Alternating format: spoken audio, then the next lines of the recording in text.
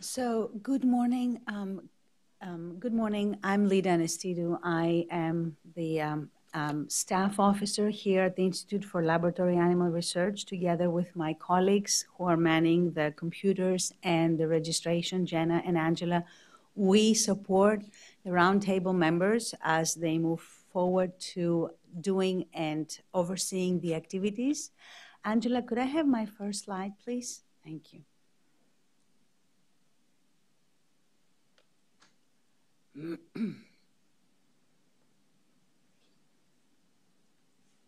Okay, so as Lynn alluded to, this is our second year of this activity. It's still a new activity for us, and for every workshop, every activity we put together, we learn and we evaluate. And when I say we, I mean the new members and the old members of the Roundtable, because we have been fortunate that the Roundtable membership is growing. We now have 26 members, most of whom are either in the audience today with us, and some of them who couldn't be here in person are watching us through the web. And for us, this is an affirmation that the activities of the Roundtable find a receptive audience in the community, in the animal care and use community, and in the research community, both in the United States and abroad. Our audience, which we are now faithfully tracking as one of the metrics of success, I think is a good word to use here, is also growing. We have increasingly more people joining us online, and we have people from the whole globe, people from Australia and Singapore and Latin America and Europe and so forth. These are very important things for us because we try, as Lynn said, to put forth activities on topics that are of importance, that are in the minds of those who try to use laboratory animals in a responsible, scientifically sound, but also ethical way. And numbers of people who join us and who take part in our activities affirm the beliefs of the Roundtable members, who are the ones who choose these topics, that we're doing well. So to that, I would like to point to you and to the people on the web that there will be a survey sent out upon the completion of the workshop. It's not a big one, it's a short survey, but it is really important for us that you take the time to fill it, to give us your comments, because this is a tool for us to evaluate where we are and what are the things we need to change as we move forward. So I wanted to give you a recap of the activities we did in our first year. Lynn already alluded to them. There were 2 workshops. One was on the topic of reproducibility in research with animals and animal models, and that happened in June 2014. And we had a second workshop on transportation of laboratory animals, and that was in September 2014.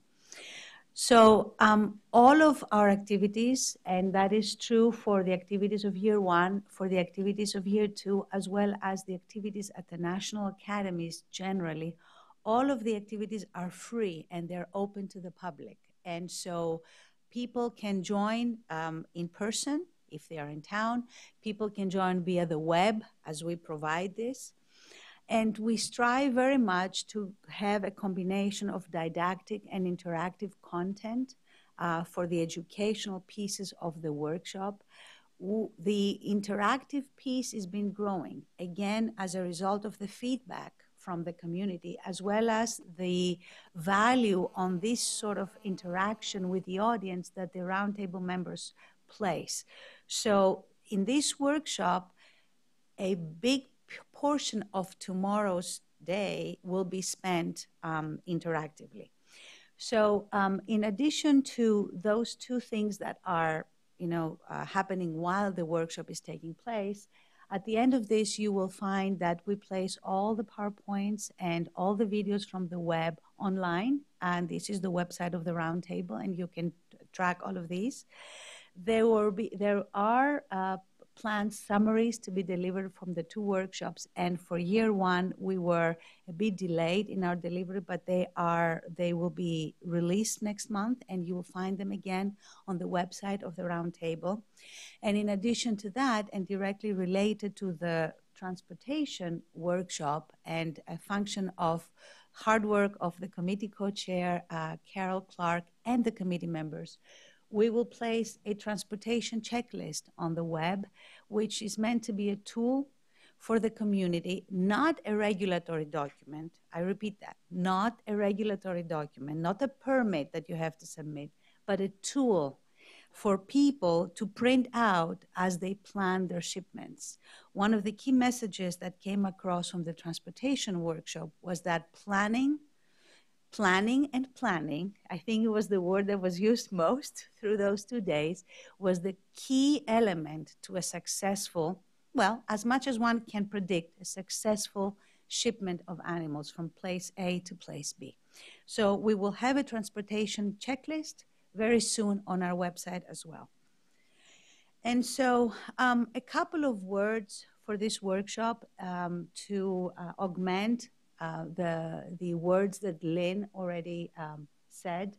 So day 2 is going to be interactive. This is one of our goals. This interactivity includes the online audience, and in order to make the process more streamlined, everybody, people here in person and people on the web, have been pre-assigned to 4 groups. These 4 groups are going to be dealing each one with a different issue of the performance standard topic, which again was chosen by community members who responded to a survey that the committee that did this workshop put out very early on in the late 2014, beginning of 2015. And so the topic that was chosen was post-approval monitoring, based again on feedback we received from the community. So we try again to have interaction with the community members as much as we can, because this is the Roundtable does not function within a silo, and we encourage this kind of give and take very much.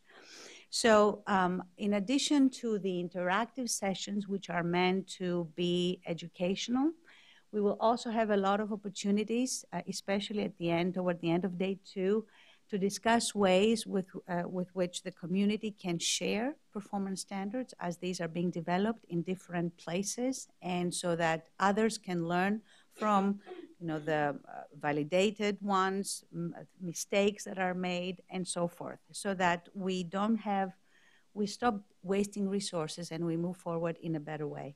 And finally, there will be a summary of this workshop written, and this will come out in the next, with 3 months or so after the workshop.